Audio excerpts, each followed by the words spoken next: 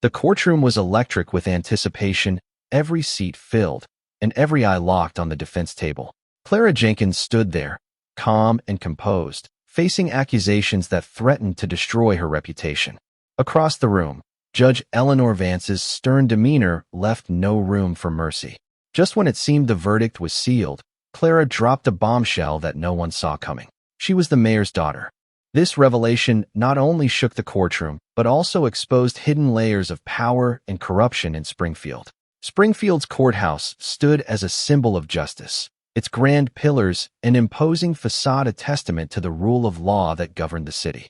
Inside, the air was thick with anticipation as the community awaited the high-profile trial that had captured everyone's attention. Among the spectators were local journalists, residents, and influential figures, all eager to witness the proceedings that promised to unveil the truth behind a shocking accusation. Clara Jenkins, a poised and articulate woman in her early 30s, stood at the defense table. Her calm demeanor contrasted sharply with the mounting tension in the courtroom. Accused of embezzling funds from her employer, a prominent nonprofit organization, Clara faced a slew of charges that threatened to dismantle her reputation and future. Judge Eleanor Vance, known for her unwavering adherence to protocol, presided over the case. Her stern gaze and no-nonsense attitude had earned her both respect and criticism in equal measure. As the proceedings began, it was clear that Judge Vance was determined to leave no room for leniency. "Counselor, we are here today to address the charges against Miss Jenkins," Judge Vance announced, her voice echoing through the courtroom.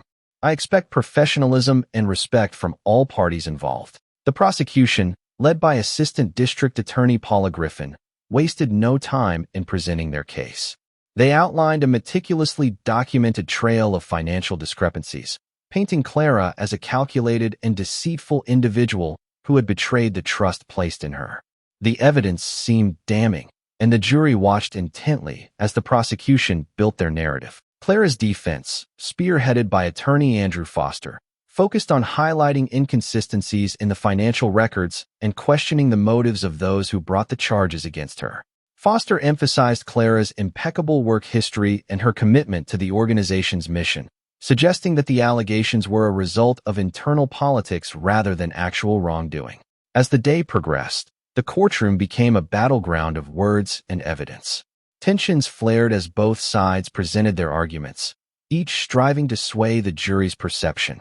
Amidst the fervent debates, Clara remained composed, her eyes occasionally meeting those of Detective Maria Santos, the investigator who had initially uncovered the financial irregularities. Detective Santos had always believed in Clara's innocence, sensing that there was more to the story than met the eye. Her investigations had revealed several red flags that pointed towards possible corruption within the organization's upper management, but her findings were met with resistance from higher-ups who had their own reasons for wanting Clara out of the picture. As the sun began to set, casting long shadows across the courtroom, Judge Vance called for a recess. The room buzzed with speculation, the air electric with the promise of revelations yet to come. The following morning, the courtroom was filled to capacity once again. The media had amplified the trial's significance with live broadcasts and constant updates, keeping Springfield abuzz. Clara entered the courtroom with a sense of determination, flanked by her attorney and fiancé, Peter Edwards. Peter offered a reassuring smile, a silent show of support that bolstered Clara's resolve. Judge Vance took her seat, her expression inscrutable. The prosecution was ready to present their final piece of evidence, a confidential report purportedly linking Clara to a series of unauthorized transactions. As the report was introduced, murmurs rippled through the audience, the gravity of the situation sinking in. "Miss Jenkins," Judge Vance began, her voice cutting through the silence, "the prosecution has presented substantial evidence against you. How do you plead to these charges?" Clara stood, her posture unwavering. "Not guilty, Your Honor. I did not embezzle funds. There is a larger scheme at play here that implicates individuals higher up in the organization." The courtroom fell silent, the declaration hanging heavy in the air. Judge Vance's eyes narrowed, her frustration evident. "Miss Jenkins, your defiance is noted, but it does not absolve you of the evidence presented. The court expects cooperation, not obstinance." Clara took a deep breath, meeting the judge's gaze with unwavering confidence. Your Honor, I am willing to provide all necessary information to uncover the truth. It's imperative that we address the corruption within the organization. Judge Vance slammed her gavel, silencing any further dissent. Enough. Your conduct is unbecoming of someone before this court. You will adhere to the decorum expected in these proceedings. At that moment, the courtroom's atmosphere shifted. The judge's stern reprimand felt personal, a public denouncement that left Clara feeling cornered and humiliated. The spectators watched, captivated by the unfolding drama, as Clara's composure began to crack under the weight of the judge's scolding. Detective Santos exchanged a glance with Andrew Foster, both recognizing that the situation was spiraling beyond simple legal maneuvers. There was something more at play, something that had yet to surface. As the session adjourned, Clara lingered, her mind racing with thoughts of injustice and hidden agendas. The weight of the accusation bore down on her, but a spark of determination ignited within her. She refused to be a pawn in a game she didn't understand, and she vowed to uncover the truth, no matter the cost. Days passed, and the trial continued to dominate the headlines. Clara's case had become a symbol of larger issues within Springfield's institutions, sparking debates about accountability and transparency. The courtroom sessions were filled with testimonies, cross-examinations, and mounting pressure from all sides. One afternoon, as the prosecution prepared to present their closing arguments, an unexpected revelation sent shock waves through the courtroom. Clara rose to address the court, her voice steady but filled with an undercurrent of urgency. Your Honor, before you pass judgment, there is something you should know about my background that directly relates to this case. The room fell silent, the gravity of her statement hanging in the air. Judge Vance looked skeptical, her eyes fixed on Clara. Go on, Miss Jenkins. Clara took a deep breath, her heart pounding. I am the daughter of Mayor Arthur Sterling. Gasps erupted from the audience, cameras flashing as reporters scrambled to capture the unfolding story. The mention of Mayor Sterling, a respected and influential figure in Springfield, added a new layer of complexity to the trial. Judge Vance's expression shifted, surprise evident in her demeanor. Is that so? And how is that relevant to these proceedings? Clara's gaze met the judge's, her conviction unwavering. Mayor Sterling has the power to influence the investigation and the prosecution. I believe that his position has created conflicts of interest that have tainted the entire case against me. The courtroom buzzed with whispers, the revelation casting a spotlight on potential corruption at the highest levels of city governance. Detective Santos stepped forward, her earlier suspicions finding validation in Clara's declaration. This changes everything, Detective Santos declared. We need to re-examine the evidence and investigate any possible connections between the mayor and the alleged embezzlement. Judge Vance leaned back, her demeanor now a mix of frustration and contemplation. Miss Jenkins, if what you're claiming is true, it undermines the integrity of this court. I will need to review this information before making any further decisions. As the proceedings paused to accommodate this significant development, the city of Springfield held its breath. The revelation that Clara was the mayor's daughter had transformed the trial from a straightforward legal battle into a high-stakes drama involving power, influence, and the quest for truth. The revelation that Clara Jenkins was Mayor Arthur Sterling's daughter sent ripples through Springfield's judicial and political landscapes. Detective Maria Santos knew that uncovering the truth would require navigating a labyrinth of power, influence, and hidden agendas. Determined to see justice served, she delved deeper into the case, aware that her pursuit could have far-reaching consequences. Detective Santos began by re-examining the financial records that had initially implicated Clara. She noticed subtle discrepancies that had been overlooked during the prosecution's review. One particular transaction stood out: a series of large, unexplained payments to an account linked to a shell company named Sterling Ventures. The name seemed innocuous, but a quick search revealed its connections to several high-profile contracts awarded by the city government. Determined to connect the dots, Santos requested access to Mayor Sterling's financial disclosures. What she found was troubling. Multiple instances where Sterling Ventures had received lucrative contracts without proper bidding processes, raising questions about favoritism and corruption. The detective's instincts told her that these contracts were not mere coincidences, but part of a broader scheme to funnel money illicitly. As Santos presented her findings to the district attorney's office, she faced unexpected resistance. Assistant District Attorney Paula Griffin, who had been aggressively prosecuting Clara, dismissed the new evidence as speculative. "We have a case here," Griffin asserted. "Introducing these new elements could derail the entire trial." Santos refused to back down. "These are concrete connections between the mayor's office and the financial discrepancies we're investigating. Ignoring them would be a miscarriage of justice." Frustrated but unable to dismiss the evidence entirely, Griffin reluctantly agreed to a limited investigation. However, the lack of full support from her superiors meant that Santos had to work discreetly, gathering more evidence without tipping off those who might seek to protect their interests. Meanwhile, Clara and her attorney, Andrew Foster, seized the opportunity presented by her revelation.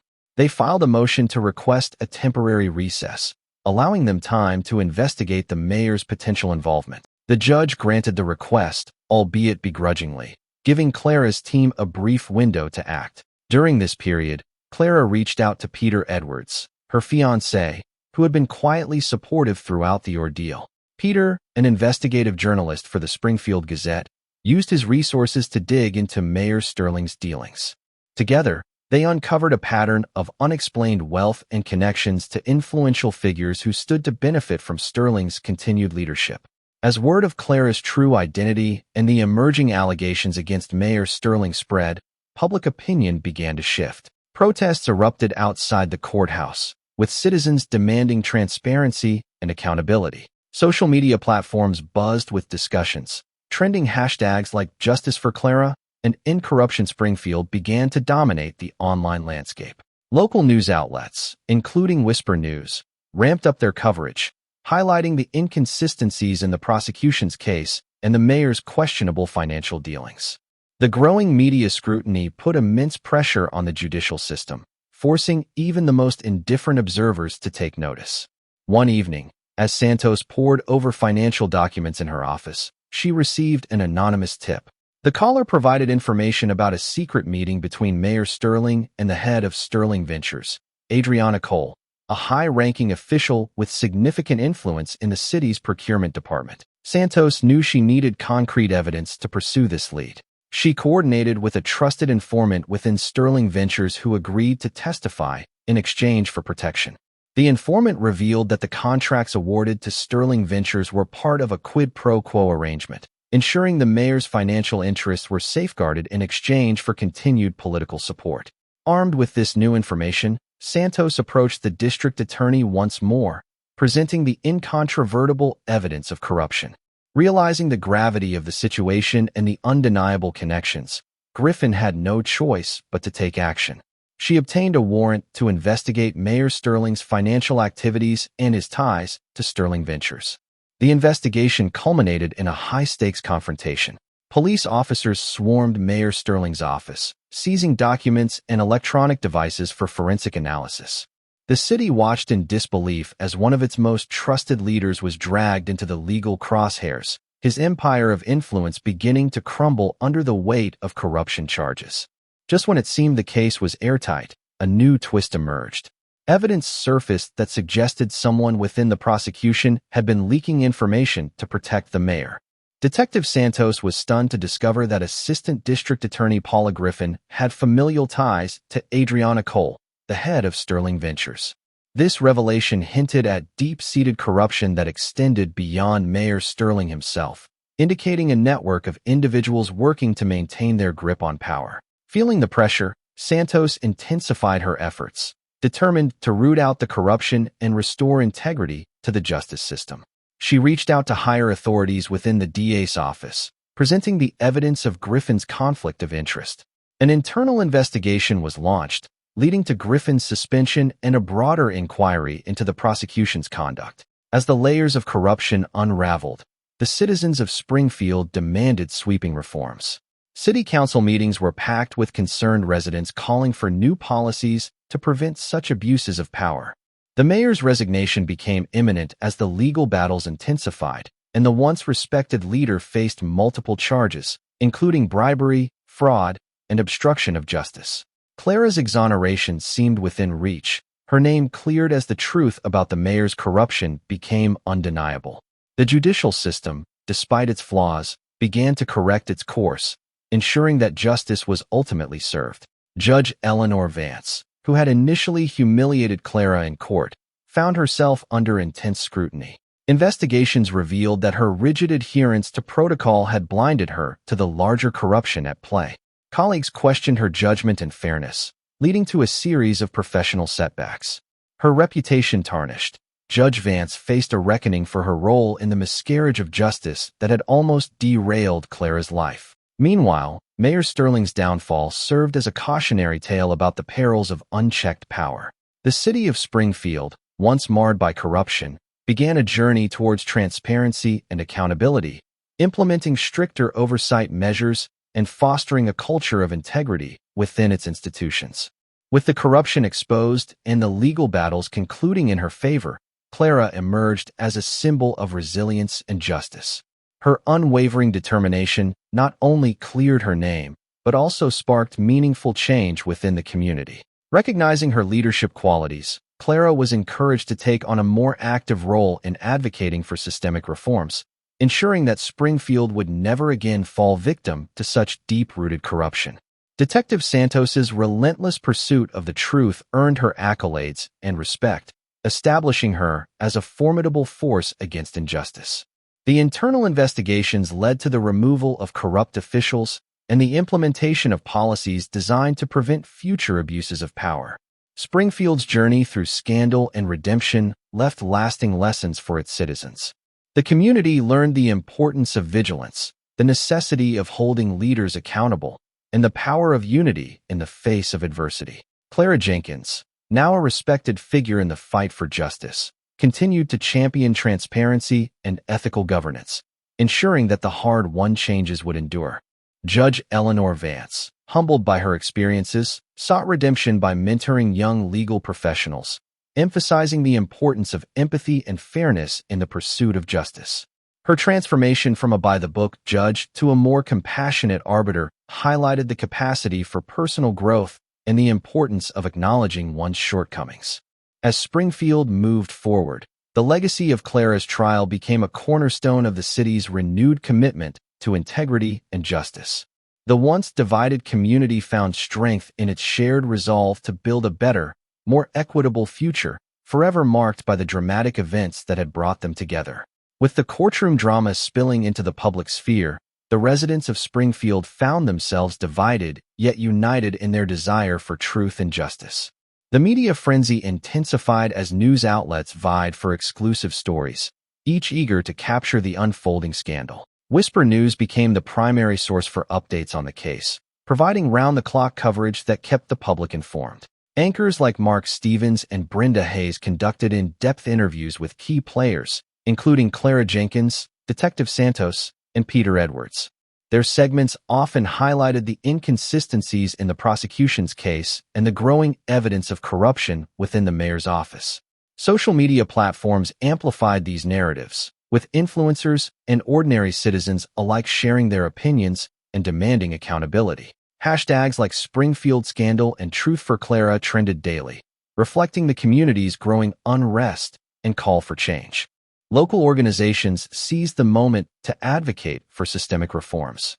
Groups such as Springfield Citizens for Transparency and Justice now organize town hall meetings and rallies, urging city officials to implement stricter oversight and ethical guidelines. Volunteers distributed flyers and coordinated peaceful protests, ensuring that the voices of the people could not be ignored. One particularly impactful event was the Springfield Justice March, held in downtown Springfield. Thousands gathered, carrying banners and chanting slogans that demanded an end to corruption and the restoration of integrity within the city's institutions. The march culminated at the courthouse, where Clara delivered a powerful speech about resilience, justice, and the importance of standing up against wrongdoing. As evidence against Mayor Sterling mounted, even some of his staunch supporters began to question their allegiance. Influential community leaders and business owners, previously hesitant to challenge the mayor publicly, distanced themselves from him. Their withdrawal of support further isolated Sterling, making his position increasingly untenable. In the courtroom, public opinion began to sway in Clara's favor. Jurors, once swayed by the prosecution's narrative, now found themselves confronted with the undeniable evidence of corruption. The collective consciousness of Springfield had shifted, recognizing the importance of integrity over blind loyalty. Amid the chaos, personal relationships were tested. Detective Santos faced threats from unknown sources seeking to silence her, while Clara and Peter navigated the strain that the high-stakes trial placed on their relationship. Despite the challenges, their bond remained strong, united by a shared commitment to uncovering the truth. Judge Vance, too, grappled with the consequences of her actions. Colleagues whispered behind closed doors, questioning her impartiality and professional judgment. The once respected judge found herself increasingly isolated, her career hanging in the balance as the investigation into her conduct gained momentum. In a surprising turn of events, Angela Romero, a prominent attorney and advocate for judicial reform, approached Detective Santos with an offer of support. Romero had long been critical of the lack of accountability within the judicial system and saw the unfolding scandal as an opportunity to drive meaningful change.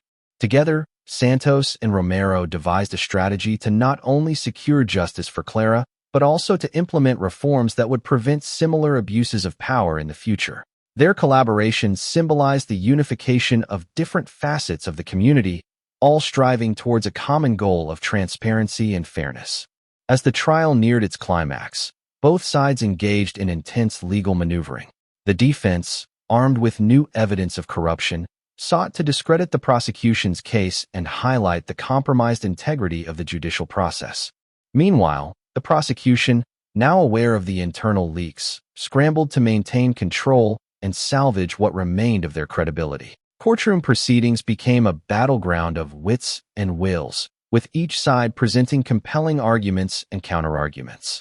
Witnesses were called to testify about the mayor's questionable dealings, and documents were scrutinized for any signs of tampering or manipulation.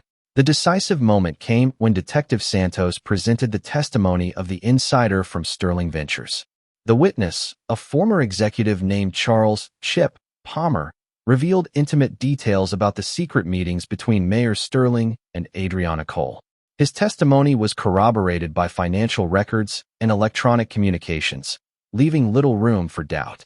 As Chip Palmer took the stand, the courtroom fell silent. His revelations painted a damning picture of corruption, implicating not only the mayor but also several high-ranking officials within the city government. The evidence was irrefutable, and the tide of public opinion had turned decisively against Sterling and his allies.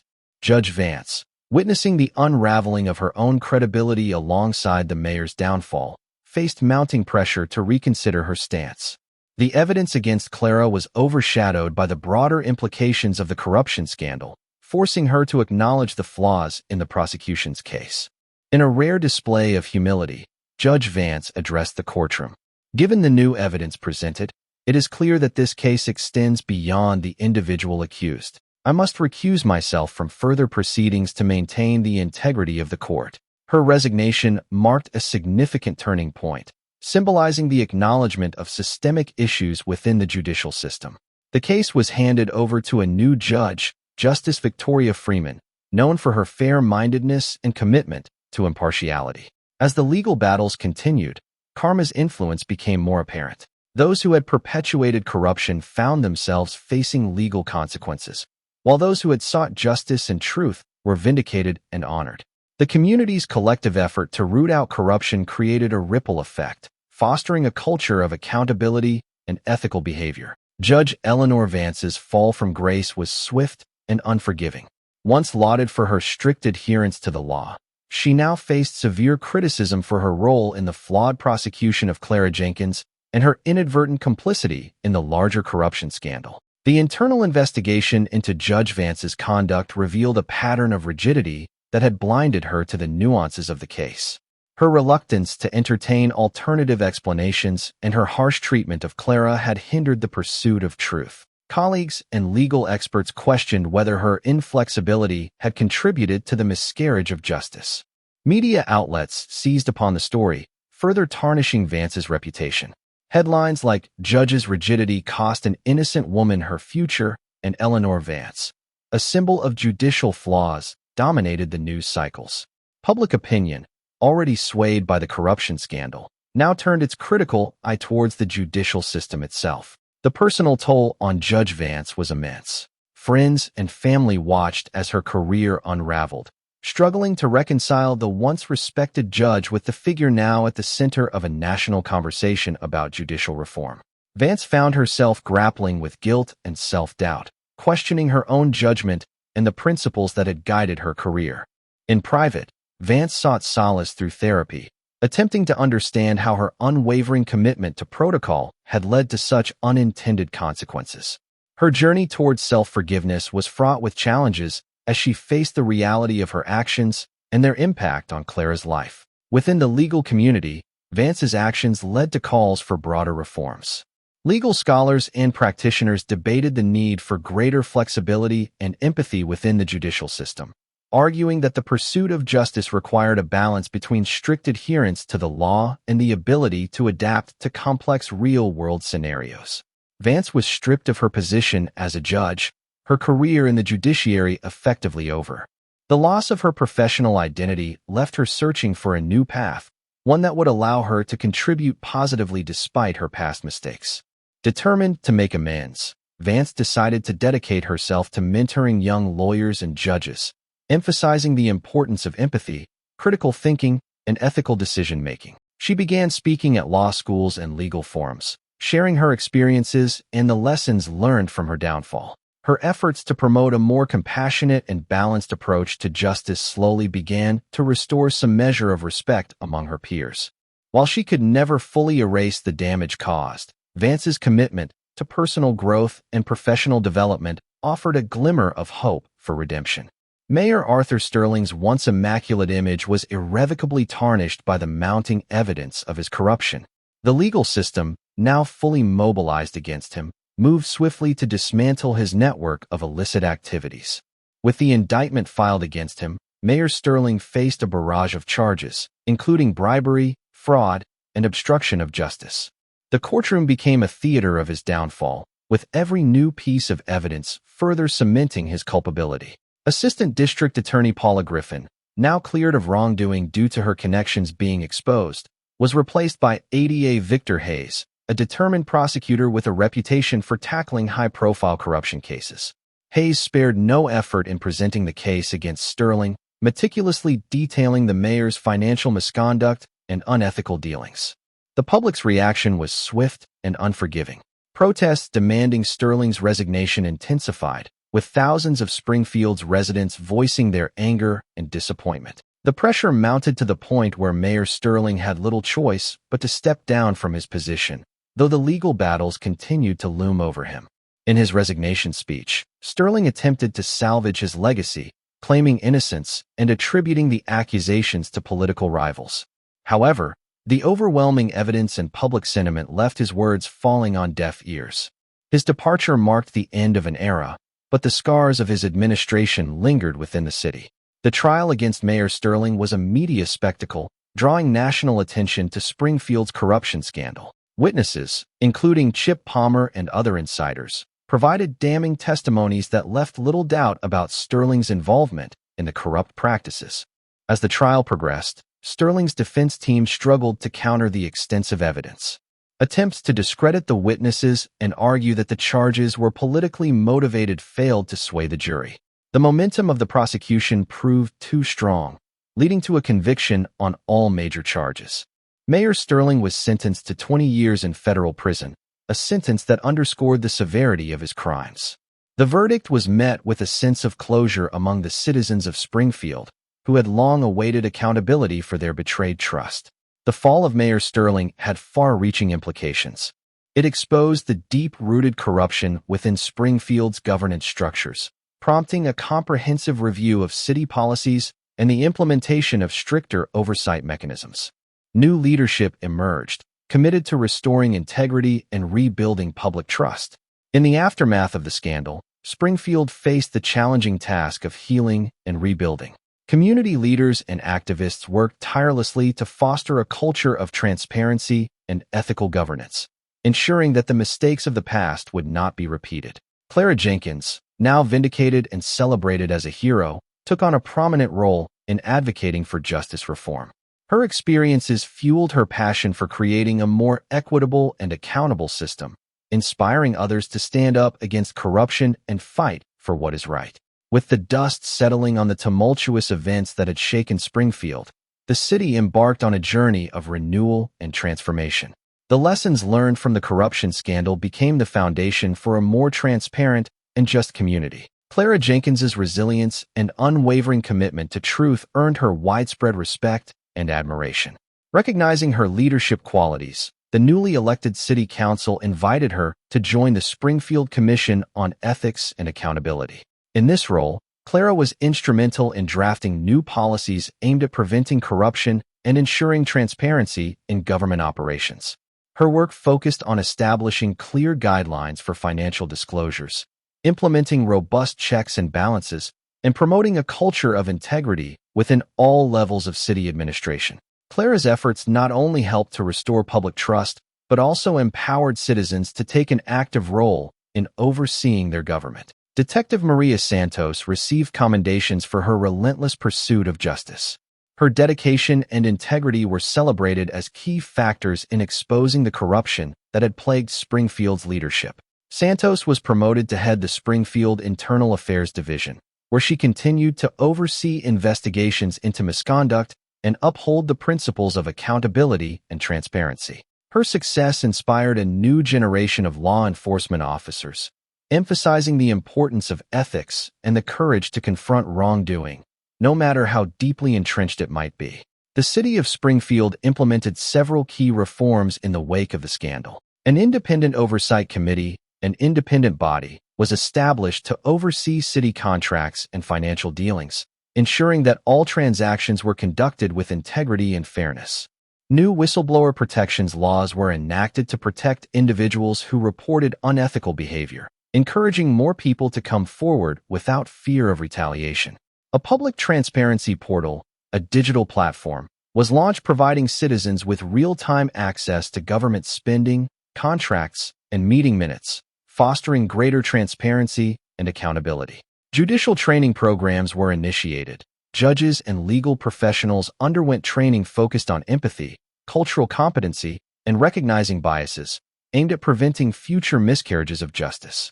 Judge Eleanor Vance's path to redemption was a slow and arduous one. While she could never undo the harm caused by her actions, her commitment to personal growth and professional development earned her a measure of forgiveness.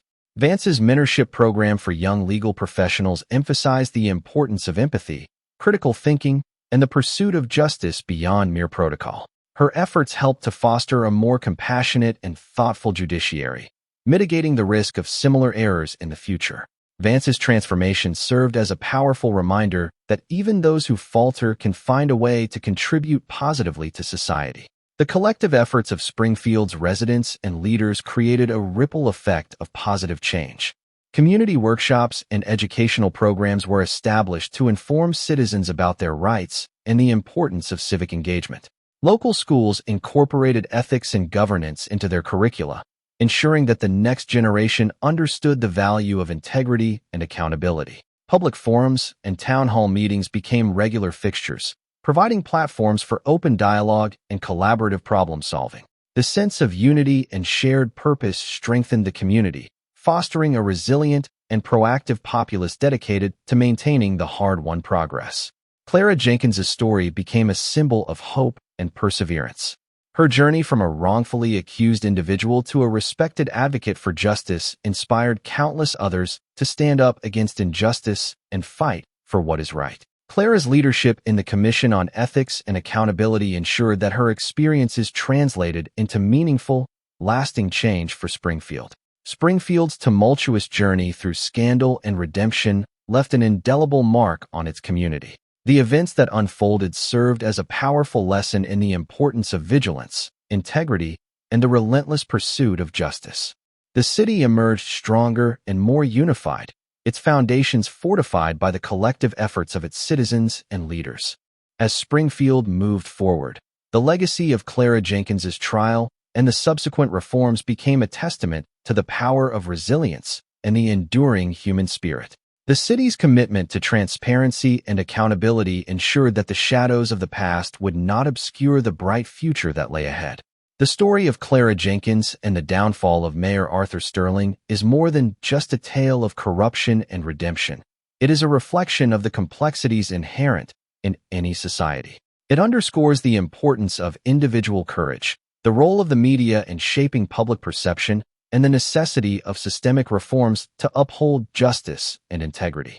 In the face of adversity, Clara's unwavering determination and Detective Santos's relentless pursuit of truth exemplify the best of human resilience. Their collaboration and the community's unified stance against corruption highlight the transformative power of collective action. Judge Vance's journey from rigidity to redemption serves as a poignant reminder that personal growth and accountability are essential for fostering a fair and just society. Her story, intertwined with the broader narrative of Springfield's fight against corruption, emphasizes the need for empathy and adaptability within the judicial system. Ultimately, Springfield's story is a beacon of hope, illustrating that even in the darkest times, the pursuit of truth and justice can lead to meaningful and lasting change. It is a testament to the strength of a community united by a common goal and the enduring belief that integrity and transparency are the cornerstones of a thriving society. As we conclude this narrative, it is essential to recognize that stories like Clara Jenkins's resonate because they reflect real-world struggles against injustice and corruption. They inspire us to advocate for fairness, to hold our leaders accountable, and to strive for a society where integrity prevails over deceit. May Springfield's journey serve as a catalyst for positive change in communities everywhere, reminding us that even in the face of overwhelming odds, the pursuit of truth and the unwavering commitment to justice can illuminate the path to a better, more equitable future. As the sun set over Springfield, the city stood united, its wounds beginning to heal and its spirit rekindled by the resilience of its people. Clara Jenkins's unwavering determination had not only cleared her name, but had also ignited a movement for transparency and justice that would shape the community for years to come. The lessons learned from this tumultuous journey reinforced the power of truth and the importance of standing up against corruption. As Springfield moves forward, the legacy of courage and integrity left by Clara and Detective Santos serves as a beacon of hope and inspiration for all.